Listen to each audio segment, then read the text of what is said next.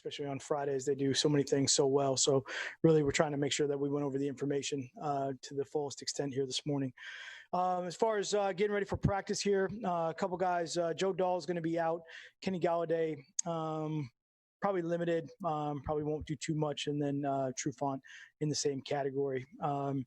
Everybody else, we're going to try to get something done here and see how the practice goes with them, including Hunter Bryant, and see what that looks like and go forward from there. So other than that, let's just jump into questions and we'll get rolling. Justin?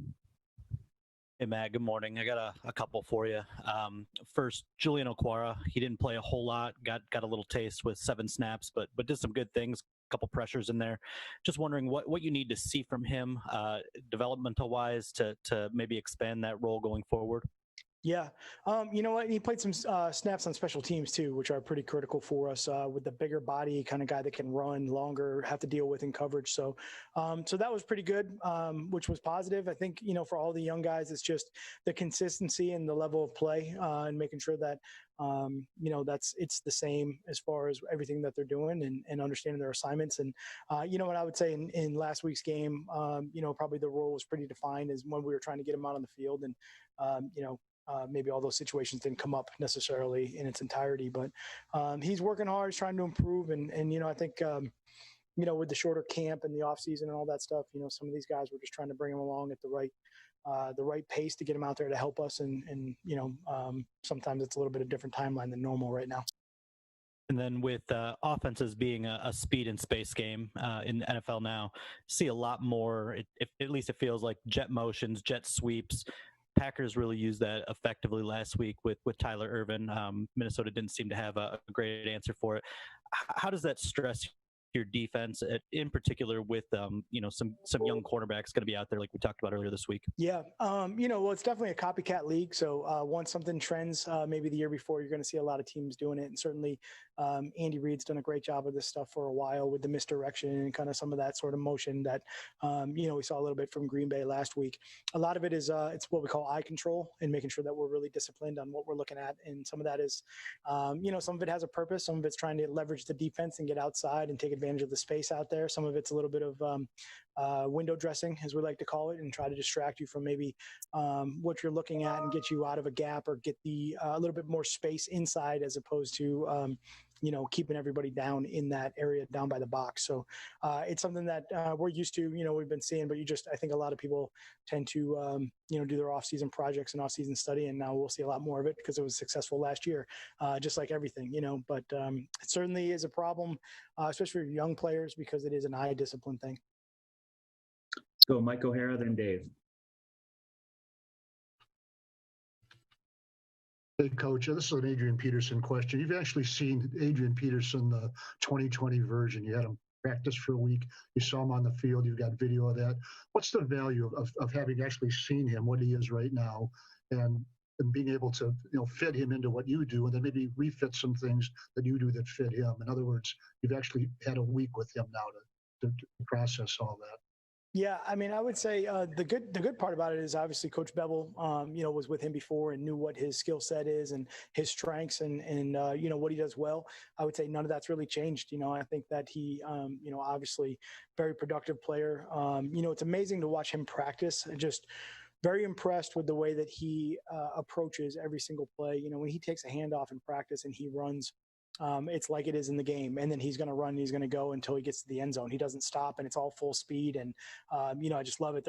We had a play the other day, I think in practice where, he might've got hit on the side, maybe was, tripped up or something, was down, got up and then finished the run, like regardless of what. It just that sort of mentality and mindset of how he practices. I think you see that carry over into the game. And I think it's so impressive for the young guys to see that. I think it's pretty amazing. So what you've seen of him now reinforces what Darrell Bevel saw before. Would that be accurate to a degree? Yeah, absolutely. I think there's definitely, the speed and power and vision, explosiveness through the line of scrimmage. I think you see all that still, and his physicality and his running style is still, at a very high level. Okay, thank you. Yep. Hey, Dave. Morning, Matt. A couple of real quick things, just since Dahl's new to the injury report here. Is Logan Stenberg ready? How close is he to being ready if he's needed? I know you have, a day there too, when you obviously new practice squad rules, but with regards to Logan, where's he at? I mean, Logan, I thought during the course of camp really, got better. We had to move him around a little bit, and we were trying to take a look at some different positions. So I think he played guard and center quite a bit, especially early when Bo Benchwall got a little bit dinged up. So we've kind of settled him down into one position now, I think, as the end of camp and the beginning of the season has started. And now I've really started to see, his improvement in that area and just be a little bit calmer with the calls and the techniques. Still learning the system, obviously, and I've a lot of nuances with the offensive line to really kind of capture on his part. But I think it's been a steady improvement. We still got a long way to go though from that standpoint. But it's been good to be able just to have him at one spot. And then about another rookie, Okudah, we've talked a lot about this is Aaron Rodgers and Devontae Adams and Lambeau Field and everything that goes into a first game for a cornerback with that. But what is it about Jeff that gives you confidence, I guess, that this moment won't be too big for him with whatever he's asked to do? Yeah, well, I mean, I think, coming out of the draft and understanding what type of player he is, and, he's played in big games before, certainly. He's played on some big stages. And, for us, it's just getting him to understand it's the same game. It's just, obviously, we got to execute and do everything to that highest level that we can. But, we're going to have to go out and play at some point, and whether it's in Lambeau or whether it's here or wherever it is, we just got to go out and do our job to the best of our ability. He said he watched the game from home last week. Is that part of new COVID protocols, or is that just, injured guys can inactive guys like that can watch it from wherever? Some of that is the protocols that we have in place, and certainly COVID obviously has a big role right now in some of the things that we're doing. Right. All right. Thank you. Yep. Stats. Morning, Matt. Morning. How do you go about finding the right balance between different coverage looks and calls against a savvy vet like Rodgers? Yeah, I mean, great question, especially early in the year, right? So when you're still kind of developing and working on different things that you're doing, and maybe some of them aren't at a mastery level, just with the amount of practice time that you've had into it. That's part of during the course of the season as you improve, really identify what your team does well, and then kind of build on those things as the season goes. I'd say we're still kind of in that mode where we're trying to figure out, what do we do well? What do we do at a high level? How can we add to it? How can we make it look a little bit different? And then, how many calls do we go into a game with, understanding we want to play, fast and aggressive. We don't want to make mistakes, but also we have to have enough that's going to put a quarterback like Aaron Rodgers, just not make it easy for him every single snap either. So it's a great question, and really, it's something that we're looking at as far as what is that balance and what do our guys, what do we think our guys can handle. It's one of the reasons why for us practice is so critical, because we're going to go through the week and we'll probably be on the edge of what we think is maybe too much, and see what we can do there, and making sure that also that we're getting enough practice reps at all the things that we're doing. And then at the end of the week, we'll take a look and say, okay, hey, what do we really feel good about after a week of practice? And let's start with that as we go into the game. And then just one more quick one. With his quick release time, how does that factor into the blitz game on your defense? Yeah, obviously, Aaron Rodgers isn't going to hold the ball and get hit that much. He's going to get the ball out. He's a tremendous athlete in the pocket. It's kind of ridiculous at times, some of the stuff that he's able to do. You just see his feet, you see his movement. He's so calm. He's so, unfazed by a lot of things that, you got a guy, maybe two guys coming just completely free off the edge, and he just slides away, and he'll throw one of those sidearm passes that goes about 40 yards downfield, and it's like accurate as anything you've ever seen. So that is a very difficult problem, with him, is that he handles the pressure so well. I think his stats against the blitz are, they're just phenomenal. So it's tough, it's tough duty. That's why he's a great player. We're going to have to do our best to try to defend him. Appreciate it. Yep. Two more, Chris, then Mike. Morning, Matt. Safe travels this weekend. So we've talked to you a lot about Aaron Rodgers this week. I don't know that we've asked about Aaron Jones the whole week, and he's obviously a pretty good player in that backfield. You guys did a decent job on him last year. The couple times you saw him. What about his game works so well with what Rodgers does? Yeah, I mean, you're exactly right. I mean, he's one of the best players on the field, hands down, for this team. And I would say someone that's kind of been the bread and butter of what they are right now offensively. As great as what we've talked about, and as great as Aaron Rodgers is and Adams is, Jones is just absolutely dominating the game with the run game. Give credit to the offensive line. I think the outside zone stretch game that they've been able to be so successful with just fits the personality of the run style that he's great at. He really kind of pushes the reads. He gets out to the edge of the tackle where he's going to make that cut. And then once he makes it, he's so explosive through the hole. His vision is really outstanding. He just kind of sees where the D linemen are going, but I think he just looks through them feels the linebackers, and then before you know it, he's through the second level into the third level.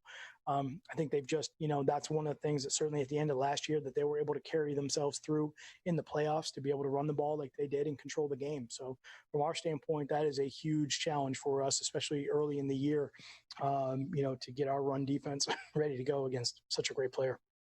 I said you guys did a pretty good job last year. Do you feel like you did? I mean, I think he had 100 in that second game, but it took him 20 or 25 carries to get there. I mean, honestly, at the current moment, it doesn't really matter. It's just about what happens on Sunday. Thanks, Matt. Yep. Mike, last one. Yeah. Hey, Matt. Actually, I have two.